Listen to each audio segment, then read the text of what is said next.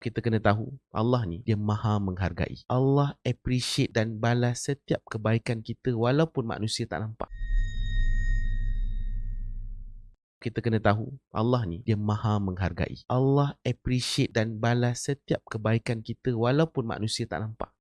Walaupun kita tak perasan pun Allah tahu, Allah maha melihat, Allah ni Al-Alim, maha mengetahui setiap usaha kita ni, setiap pengorbanan kita, setiap luka-luka walaupun itu adalah torehan yang kecil yang kita mungkin tak nampak dengan mata zahir kita, semuanya Allah akan balas. Dan kesabaran Nabi Yusuf AS, Allah akan tunjukkan dekat kita sekarang ni, sikit-sikit Allah akan mula untuk bagi nikmat pada Nabi Yusuf AS. Syaratnya apa? Bertakwa kepada Allah dan juga bersabar. Allah tak akan hilangkan pahala orang-orang yang buat baik.